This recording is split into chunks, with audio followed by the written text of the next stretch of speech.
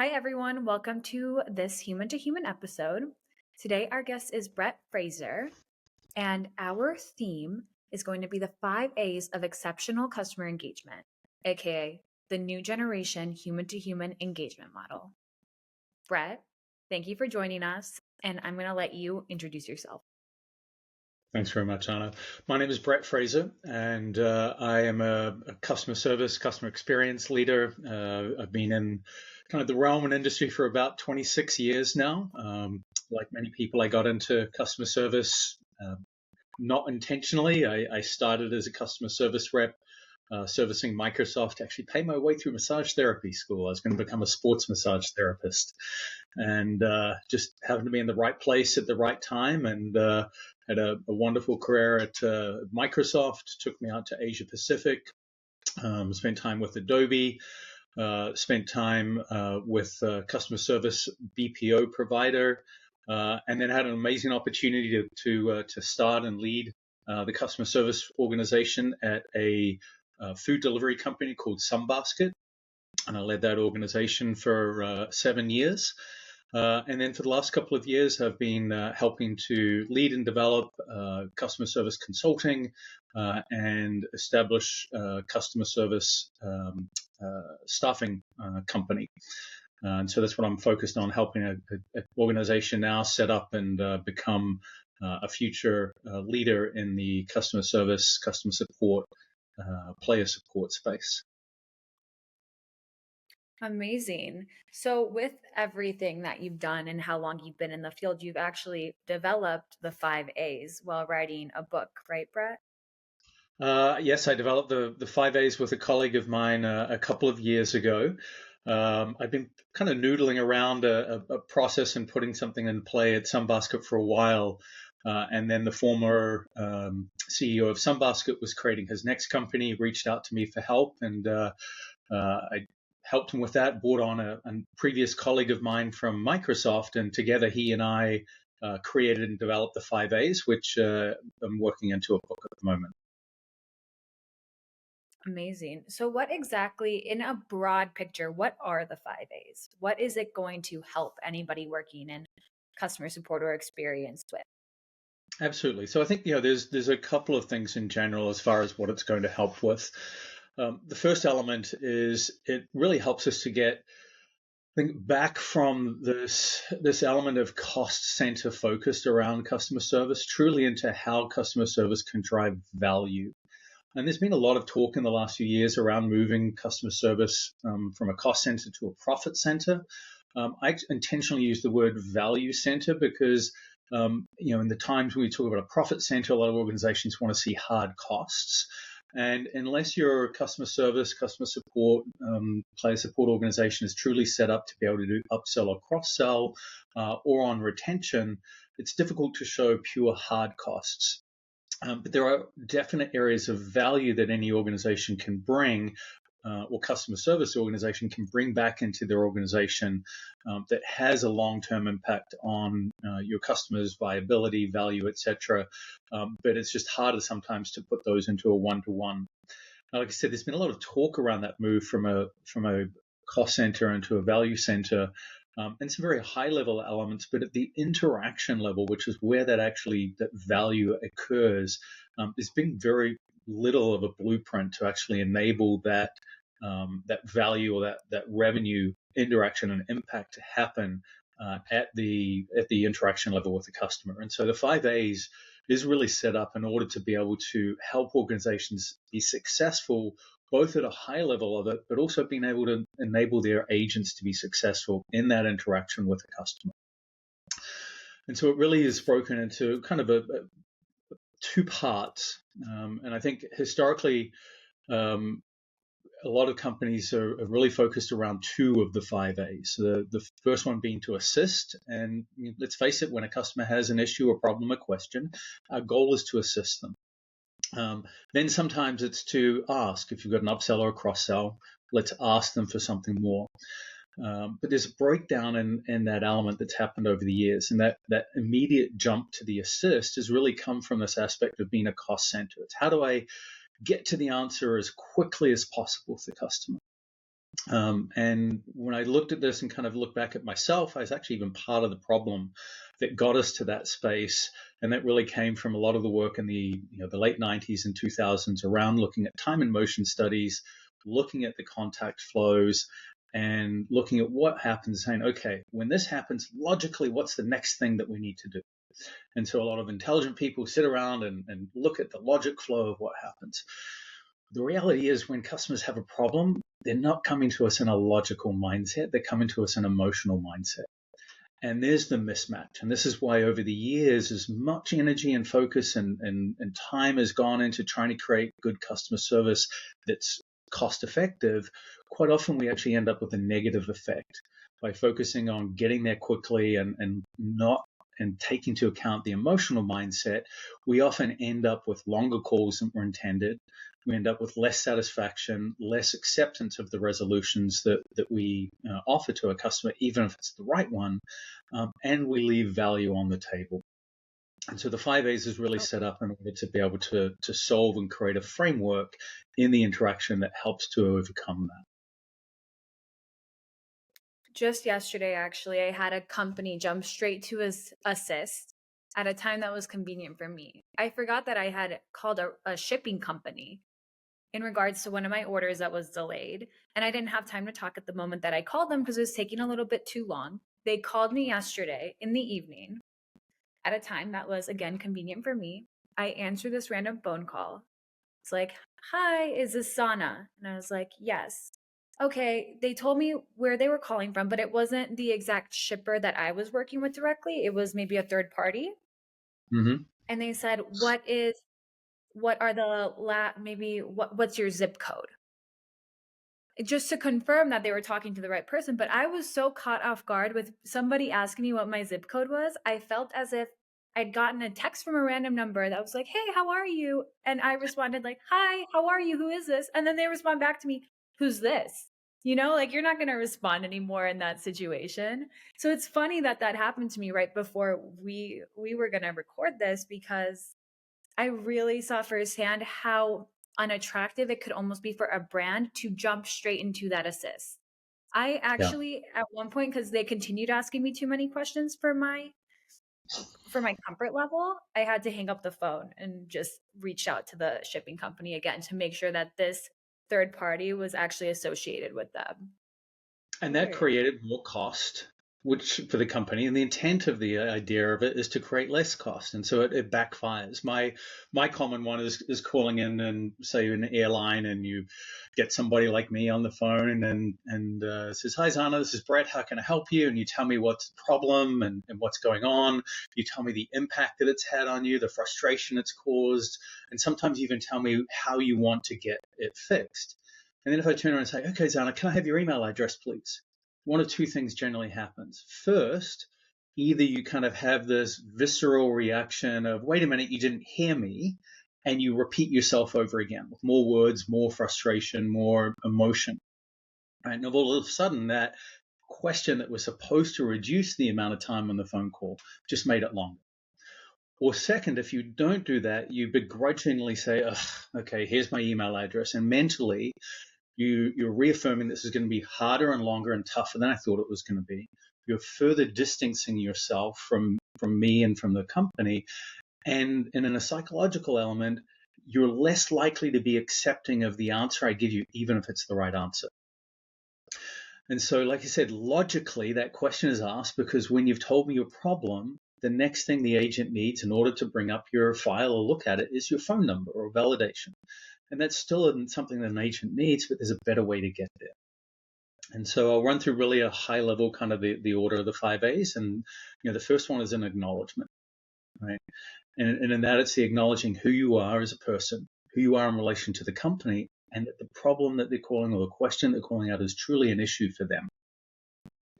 The next step is alignment. Once you've kind of acknowledged who they are and in that space, then you're aligning into that piece and you're looking to be able to do a couple of things in the alignment phase. You're looking to either gather a little bit more information if what you've given doesn't give you enough to make sure that you know what the situation truly is.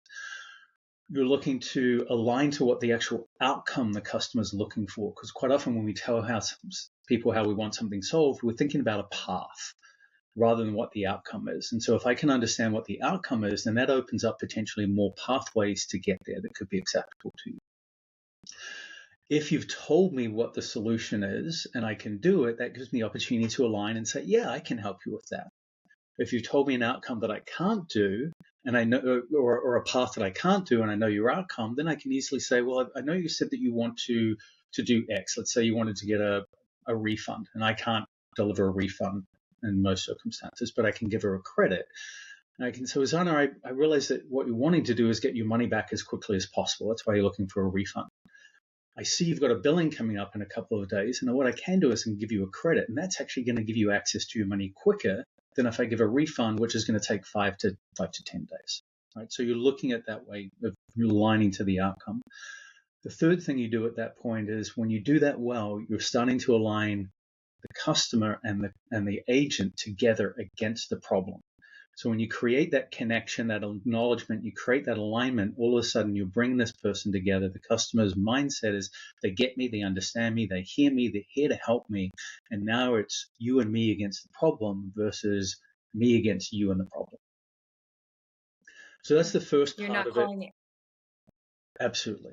And that gets us to the assist. Now, if I do that well and I do that right and it's quick, and it's like, Zana, I really appreciate you contacting us today. As a new customer, I can totally understand how not being able to do that causes that frustration for you. I hear what you're looking for is to get to X, Y, and Z. I can actually help you with that, not a problem. In order for me to do that, may I have your email address, please? Now you're far more willing to give me that email address, which is going to move us down that path. Your emotional needs have been met. You've understood I've given you that clarification and that certainty that I'm here to help you. And that ability or that desire to give the email address at that point is much, much quicker. So that leads us into the assist, right? And that's what we're here for. But you're more likely to, give an assist that's better because you understand what their specific situation is. You've done that in the alignment. And they're more likely to accept it because they feel that you actually understand them and it's valid and that you're there to help them and that you've been listening to them. And so those first 3 A's really are there to set up in that customer service space. And if you stop there, you're a really good cost center.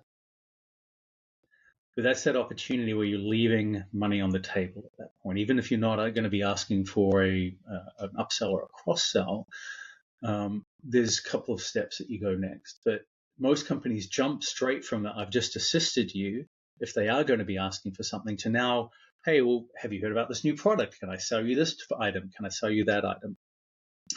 And the reason why that doesn't work at that point as well as it could or should is because you've created no reciprocity or no value for that customer. You've solved a problem, but yeah, it's a problem in their mind you caused in the first place. So at best, you've brought them back to zero. And so the next step in that element really is to bring that value to the customer, to give them something they weren't necessarily expecting through some kind of advice. Something you know about the customer and where they are in their journey as a customer, what you know about the issue they've just had and what might happen to other, based on what happened to other customers, what they might run across. You can give them some advice. Zana, just to let you know, sometimes customers who've just had that problem you have, they go on to have this problem as well, and I'd like to help you avoid that. So if you've got a couple of seconds, if I can just walk you through a couple more steps, that'll save you potentially running into this problem in the future. It's good for you. And it's also good for the company because if you were going to have that problem in the future and you would have had to make another phone call, that follow-on phone call would have taken much longer than the small amount of additional time of helping you avoid it now. And it builds up that value. And now that I've built up that value, then it's a situational, do I go to an ask? If you're in a good positive sentiment or a neutral sentiment, you're happy and things are going well in the conversation, then I should be able to move on to that ask. If you're still a little bit upset or in a negative sentiment and you're still not really in a good place, even though I've given you an answer, then as an agent, I shouldn't be forced to now ask you for something. It's going to put me in an uncomfortable situation. It's going to put you in an uncomfortable situation, and it's going to have the negative effect of what it was intended to in the first place, and can sometimes get rid of the goodwill of actually helping in that space. The other element there of consideration is how much is the value of what I'm going to be asking you for. If it's a high value and I've just helped you and given you advice once, I probably haven't built up enough reciprocity, enough value yet to actually ask for something of high value. But if it's a small value or if it's a non-value of some kind of other thing that we'll talk about, then I can jump into that ask question. And that last part in the ask really is, it talked about value versus revenue. Now, if I do have an upsell or a cross sell, and at this point I can say, hey, Zana, we've got this other tool that might be really helpful for you based on what we've talked about. Would you be interested in? Right? I mean, that's where you can definitely get that direct upsell, cross sell that value. Or if your reason for calling may be wanting to leave a subscription, and now I'm turning around and getting you to stay, I've solved your problem, and I'm asking you to say, hey, now that we've taken care of that, would you actually like to continue to use the service? Right? I'm giving you an ask for something that is recovering revenue at that point. But not every organization has that capability. And so I think there are 3 other ask categories that companies can utilize, customer service organizations can utilize and bring back in for value for the company. The first one is an ask for an action. And so if I know that this, from a company perspective, we know that there are particular actions that a customer can take that makes them a stickier customer, a long-term customer, then if I can ask you to do that action and you take it, then that helps to build value for the organization, increases the likelihood of you being a long-term value customer. It could be something like downloading an app, right? If we know that people who download the app are longer-term customers, and I can tell through telemetry data that we feed to a customer service agent that you haven't downloaded the app, then I can just ask that question. Hey, Zana, just to let you know, our customers tell us that when they download and use the app, they actually get a much better return or have a much better experience with our service and product. I notice you don't have that downloaded yet. Is that something I can answer any questions or help you through that process today? Could be something like leaving a review. We've had a good conversation. You've told me about the good things that you've got from using our product or our service, even though you had this problem, you've enjoyed this or that. At the end of it, I can say, hey, Zana, people who are looking at our product would actually really value hearing your perspective, just what you shared with me. I know that would help them to make their decisions. Would you mind leaving a review for us? All right, so other actions of that type that are valuable to the company. The third ask is an ask for information.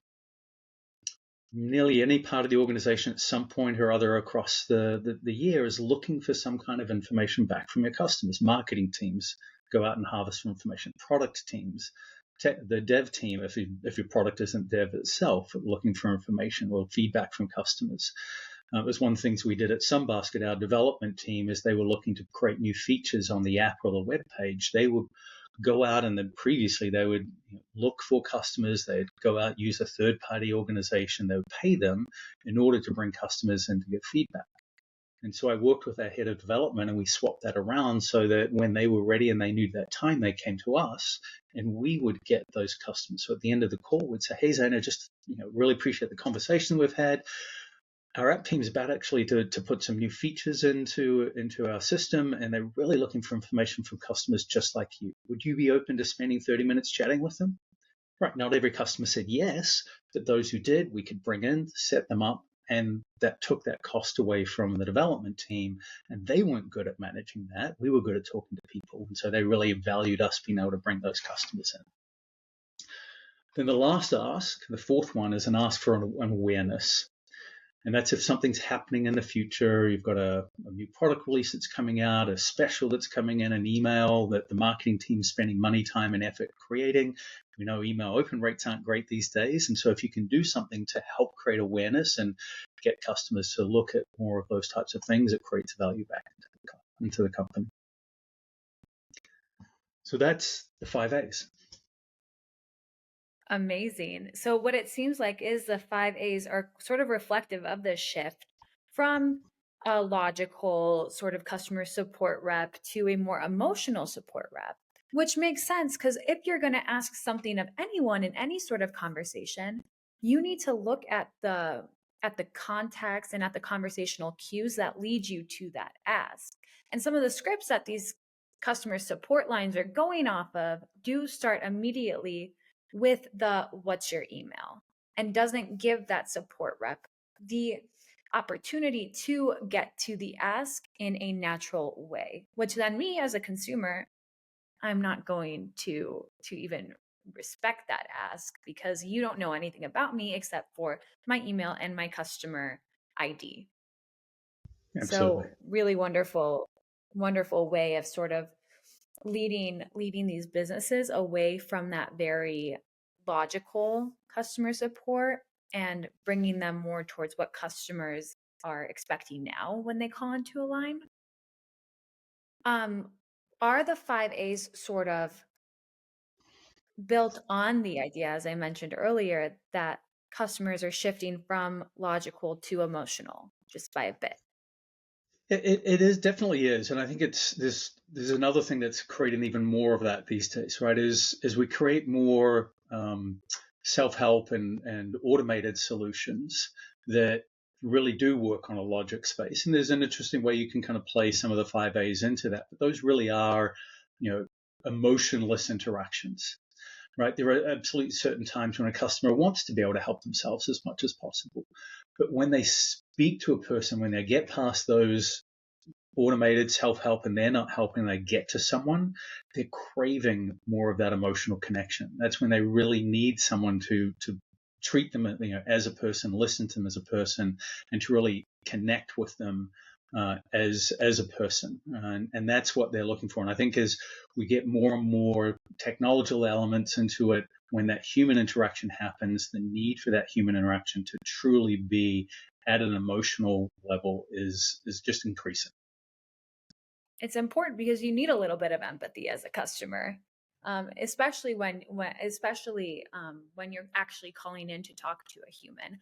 And if you had already jumped through the hoops of talking to the bot to get to that human, you're ready to have at least a little bit of a more emotional conversation. We're Absolutely. running a little bit out of time, Brett, but I think a good way to end this is to ask anybody listening to really reflect on your own experiences as a customer and see where maybe the 5 A's could fit during that process to get you to a higher comfort level with a company or a business, and get that any of those asks out of you. So, Absolutely. Brett, thank you so much for coming on. Do you have any last things to say? Yeah, if anyone's interested in learning more, you can reach out to me, Brett Frazer on LinkedIn, and I'd be happy to chat more about it and help give some of those questions that you can look at and kind of figure out where your agent connections happen today and how you're setting your agents and customers up for success. Awesome. Thanks so much, Brett. Thanks, Anna. Have a wonderful day.